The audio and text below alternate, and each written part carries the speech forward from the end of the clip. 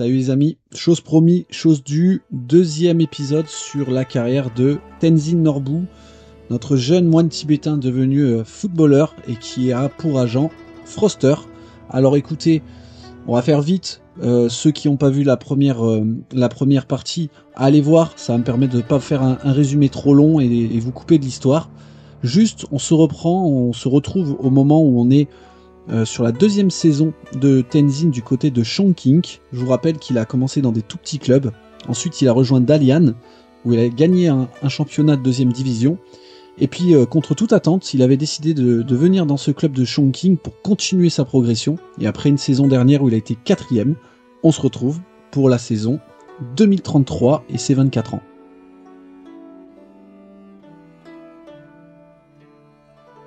Et je vais tout de suite tirer un chapeau à Froster pour son travail auprès de son client Tenzin, parce que il a fait des choix que j'aurais pas fait. Je vais être honnête avec vous, il a demandé à Tenzin finalement malgré la montée de Dalian, de rejoindre un club de deuxième division. Et regardez, Dalian ils sont redescendus l'année dernière, et là actuellement ils sont 10e de deuxième div, et le club de Chongqing, lui il monte, incroyable, il monte en première div, donc Tenzin qui va gagner les points de la promotion et qui va se retrouver l'année prochaine certainement plus haut que s'il était resté à Dalian. Donc franchement, très très bon choix de la part de Froster. On passe pas loin d'une deuxième victoire en championnat en deuxième div, c'est quand même un tout petit peu frustrant. Et on est sur une saison, 27 matchs, 4 buts, 2 passes décisives et 6,79. Donc en gros, il va gagner 7 de niveau et 11 de potentiel, ce qui est pas mal, hein, pas mal. On aurait... en fait, ce qui me frustre un peu, c'est que il a du mal à dépasser même 6,80, 6,90, alors que c'est quand même... il est dans des équipes qui tournent bien. C'est le seul petit truc qu'il doit améliorer par la suite. On va regarder, on va vous faire un petit rappel aussi du niveau. 75 de niveau actuel, 93 de potentiel. Il va se rapprocher des... voilà, regardez, plus 11, 86. Voilà, peut-être une petite progression naturelle, il se rapproche des 90. Ça commence à être intéressant pour la Chine. Je pense que pour l'étranger, il faudra attendre encore un bon moment.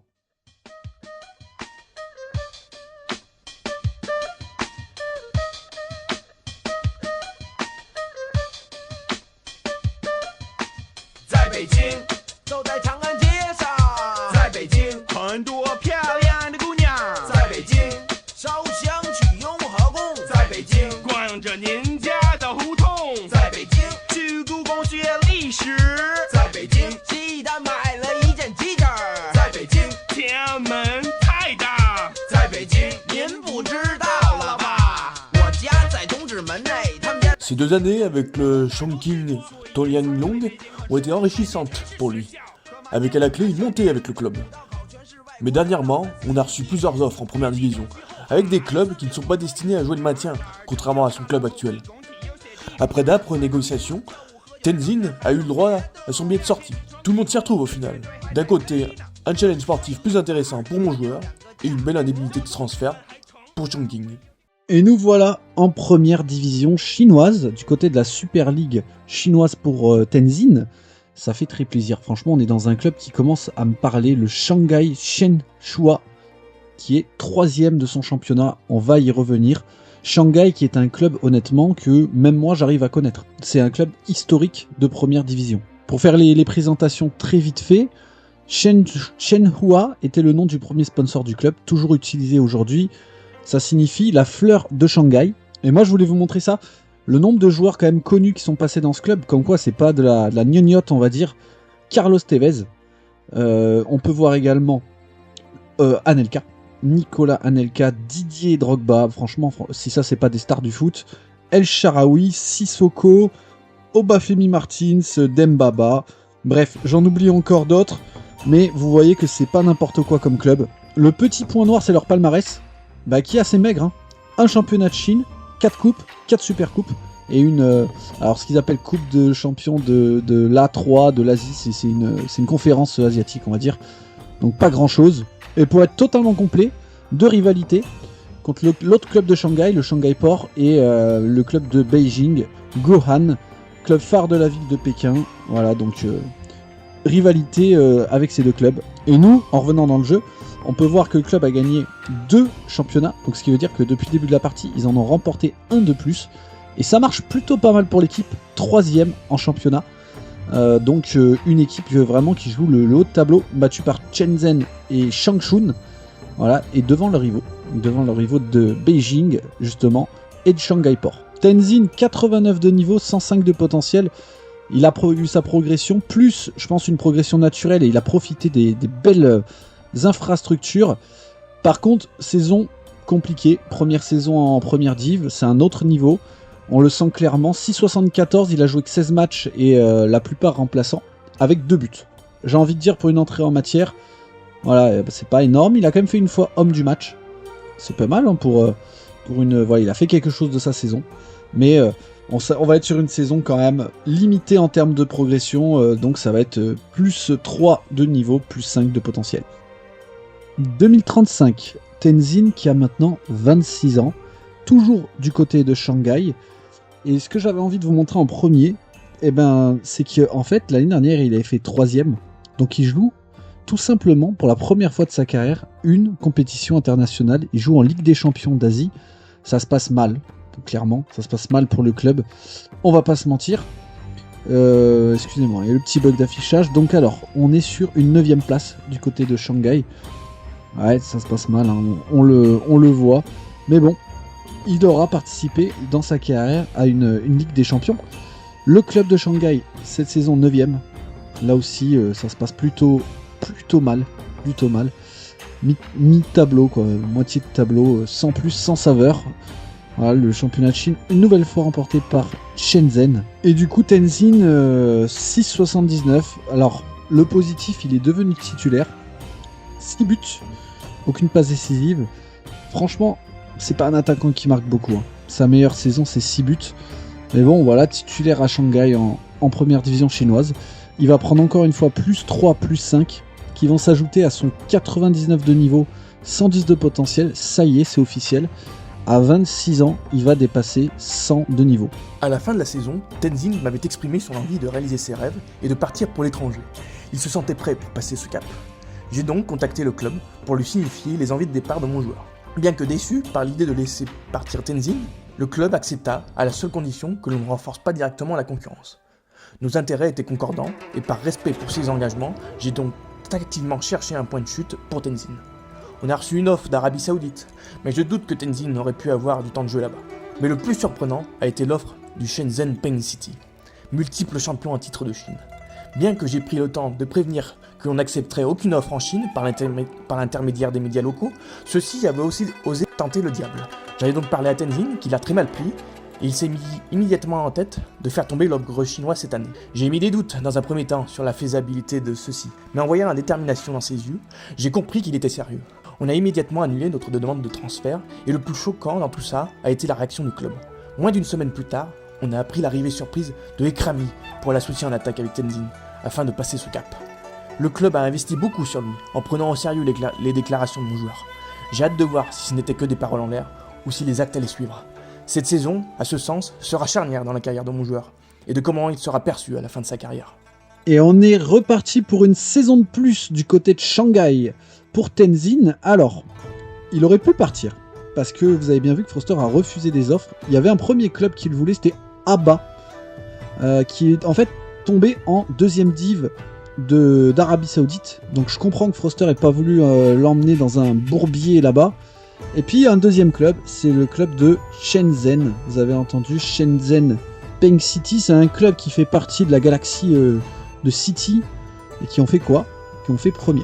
Alors, est-ce que vous auriez fait ce même choix? Je vous rappelle que Froster a fait ce choix-là parce qu'il ne voulait pas renforcer la concurrence, et Tenzin avait envie de les faire tomber, mais ce n'est pas le cas. Shenzhen a fait premier et Shanghai a fait 4e. Donc c'est une bonne saison de Shanghai, mais on est quand même passé à côté d'un titre. Hein. Peut-être qu'il aurait fallu être plus pragmatique. Vous avez vu qu'ils avaient recruté le petit du côté de Shanghai, le petit Ayman Ekrami, qui a fait peut-être du bien au club. Hein. Il a su finalement ramener du niveau, 6-4-1-14, et vous allez voir une chose, en fait il a joué avec Tenzin, donc il n'y a pas eu de concurrence entre les deux. Tenzin qui a fait une bonne saison, qui a fait une saison à regarder. En fait, c'est sa meilleure saison, 6,92. Il a toujours pas marqué beaucoup de buts, mais il a eu certainement une bonne influence dans le jeu. Donc, c'est bien, parce qu'en fait, Ekrami et Tenzin, ils ont collaboré plus qu'ils se sont marchés sur les pieds. Une chose très importante, Tenzin, pour la première fois, a joué pour la Chine. Et ça, c'est validé pour un mec qui vient du fin fond du Tibet, un moine tibétain qui est en sélection de Chine. On valide, et en prime, il gagnera plus 2 de niveau, plus 2 de potentiel, en plus de ce qu'il a gagné avec ses 6,92.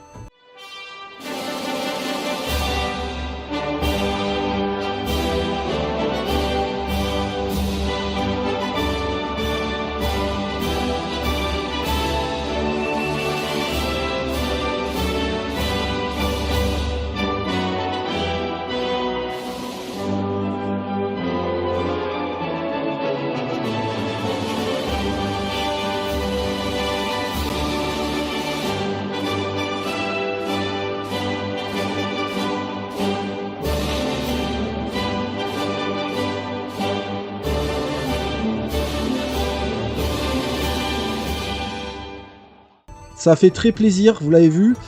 106 de niveau, 115. Il va franchir la barre allègrement des 110 et commencer à se rapprocher d'un joueur qui vaut le coup. Je vous rappelle que à peu près 115-120, c'est un niveau Ligue 2 en France. Donc voilà, les meilleurs joueurs de Chine, c'est à peu près un niveau Ligue 2. Est-ce que ça suffira pour aller à l'étranger ? Je ne peux pas vous dire. On va voir ça tout de suite. Bon, écoutez, encore une saison moyennasse. J'aurais aimé vous dire le contraire, c'est un peu frustrant pour moi. 6,79 avec les évolutions qu'il avait et son nouveau statut d'international, je m'attendais à enfin passer les 7 sur une saison, pas du tout. Je pense que ça doit être lié au résultat du club parce que voilà, 6,79, le club a dû faire, je sais pas, je pense qu'en tout cas c'est Shenzhen Peng qui doit être premier, même pas. Voilà, écoutez, la petite feinte, évidemment que moi je connais le résultat, Shanghai premier. Contre toute attente, malgré une note dégueulasse à 6,79, je sais pas comment c'est possible, Shanghai remporte le championnat. Objectif 100% atteint, ils sont devant Shenzhen, mais regardez, ils sont devant aussi le club rival de Shanghai et Zhejiang. Franchement, ça fait ultra plaisir. Finaliste de coupe, défaite face à Shenzhen par contre, mais finaliste de coupe, ça aurait pu faire une saison de fou. Et ça, je voulais vous le montrer dans les stats joueurs. Le meilleur buteur de coupe étant Tenzin tout simplement. Donc meilleur buteur d'une coupe, c'est open bar. On l'aime bien ce petit Tenzin. Ça va être plus 3 de niveau, plus 3 de potentiel, plus le championnat, plus la note. Il va gagner 11, même 12 de niveau cette année. Il a 114. Écoutez, voilà, on va être pas loin des 130. Il a 28 ans, c'est-à-dire 2 ans encore pour évoluer. J'espère qu'il peut se rapprocher de ses rêves, d'aller jouer en Europe, d'aller jouer en Ukraine, en Russie ou en Israël. Il commence à avoir le niveau pour. Ça va être pas facile de le réaliser, mais il peut le faire. Oh, c'est inouï ce qu'on vient de vivre. Oh, j'en reviens pas que le club soit champion cette saison. Ah, c'est ça la magie du football. J'ai plus les mots devant l'exploit que vient réaliser Shanghai. Faire tomber les champions à un titre, alors qu'on était loin d'être favoris. Oh, la saison a failli devenir parfaite. Dommage qu'en coupe, on ait perdu en finale. Tenzin peut de nouveau partir en héros. Il aura laissé sa marque au club. On a déjà des touches à l'étranger. J'ai beaucoup réfléchi à comment donner plus de visibilité pour mon joueur. Et j'en suis arrivé à la conclusion qu'un départ au mercato estival lui permettra d'obtenir de meilleures offres. C'est pour cela qu'avec le club, on s'est mis d'accord pour un prêt de 6 mois pour un premier temps. Et vous allez voir que la destination va en surprendre plus d'un.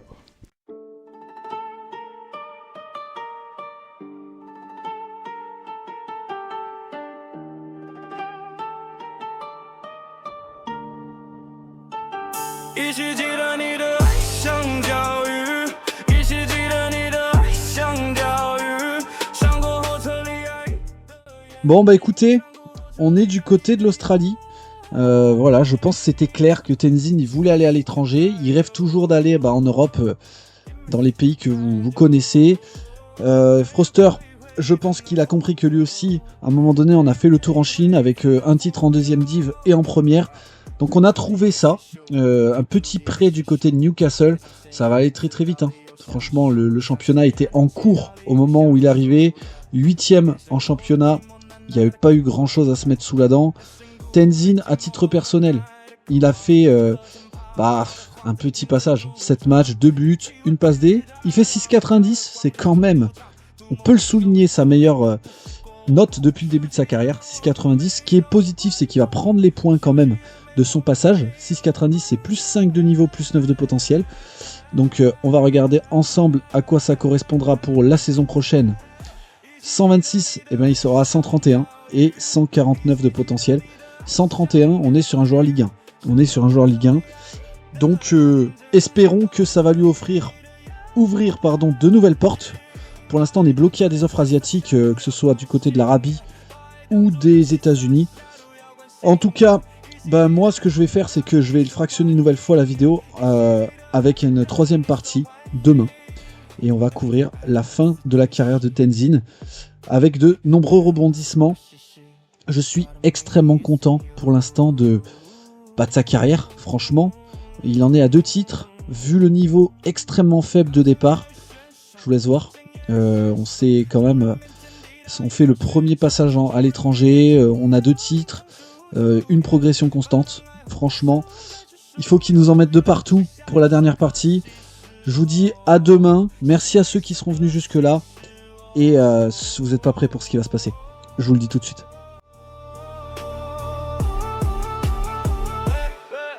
Listen, go.